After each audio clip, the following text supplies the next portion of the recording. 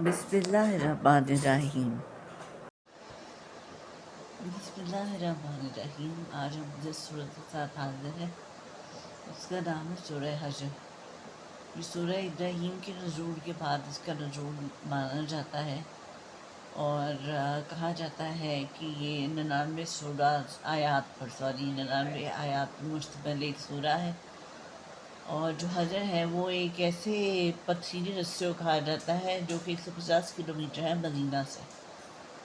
اب جہاں تک بات آتی ہے سورہ حجر میں، تو اس کے جو وقوع کا سلسلہ ہے اس میں ایک کچھ حدیث ملتی ہے جس پہ حضرت محمد صلی اللہ علیہ وسلم کی حدیث ملتی ہے کہ بائبل سے بڑھ کر میرے نزدیک سورہ حجر ہے، اور پھر المثانی جس میں 100 آیات ہے اس سے بڑھ کر جو تورات ہے اس سے بڑھ کر ہے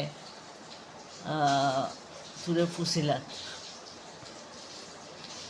اب اس میں اللہ تعالیٰ بتاتے ہیں کہ جو حضرت ابراہیم کے خاندان میں وہی 2 فرشتے ایک پیغمبر کی بشارت دیں گے جو کہ حضرت لوط علیہ السلام کی بستی الٹانے آئے تھے۔ اس کے علاوہ پھر بتایا جاتا ہے کہ جو شیطان ہے وہ جو آخری وقت کو ریسرکشن کا جو وقت ہے، موت کے بعد دوبارہ جی اٹھنے کا دن ہے، اس دن اس کی جو اللہ کی خدا معافی ہوگی۔ پھر اس کے بعد یہ بھی بتایا جاتا ہے کہ کس طرح اللہ تعالیٰ پہ ایمان رکھنے والے اگر اپنی راہ سے پھر جائیں تو اللہ تعالیٰ انہیں سزا دیتے ہیں، اور پھر کہ یہ قرآن خالص اللہ کی کتاب ہے، اس کی حفاظت کا ذمہ اللہ نے لے رکھا ہے۔ اور پھر اس پہ ایک سیدھا پوائنٹس ہیں کہ کوئی بھی ایمان والا کسی غیر ایمان والے کے برابر نہیں ہو سکتا۔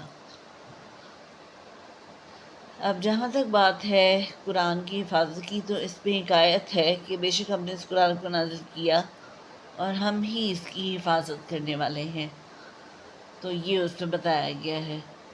پھر اس میں بتایا گیا ہے کہ اللہ نے اب جو ڈس بلیورز ہیں، جو شیطان ہیں خاص طور پر، اس کا جو عقیدہ ہے کہ میری سزا کو تب تک پرولونگ کر دی جائے جب تک کہ موت کے بعد دوبارہ جی اٹھنے کا وقت ہے، آخرت سے بھی اگلا وقت وہ ہو۔ یہ اس میں 2 پوائنٹس ہمیں ملتے ہیں۔ میں نے آپ کو بتایا یہ نزول کے اعتبار سے مکے کے درمیانی وسط میں عرصے میں جس میں حضرت محمد صلی اللہ علیہ وسلم سورہ ابراہیم ہے اس کے بعد نازل ہوئی ہے، اور یہ حجر ایک ایسے مقام کو کہتے ہیں جو مکے سے مدینہ کی طرف آتے ہوئے 150 کلومیٹر کا ہے۔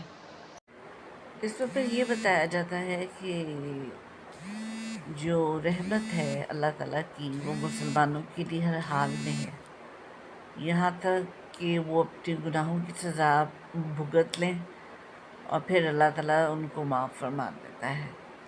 اور پھر یہ بھی بتایا گیا ہے کہ اللہ کی رحمت سے صرف وہ لوگ ڈاؤن ہیں جو کہ گمراہ ہیں، جو ایسٹرے ہیں۔ اب کہا جاتا ہے کہ ایسٹرے کون ہیں یا گمراہ کون ہیں، تو یہ وہ لوگ ہیں جو کافر یا مرتد ہیں۔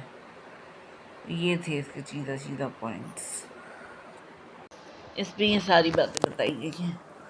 تو یہ چھوٹی سی انفارمیشن بتانے کا مقصد صرف یہ ہوتا ہے کہ جب آپ اس صورت کو پڑھیں تو یہ سیدھا پوائنٹس آپ کے ذہن میں ہوں، اور پھر آپ ان پوائنٹس کو لے کر اپنا لیسن پریپیئر کر سکیں یا پھر اس کی ڈیٹیل پڑھ سکیں۔ آج کے لیے اتنا ہی، اللہ حافظ۔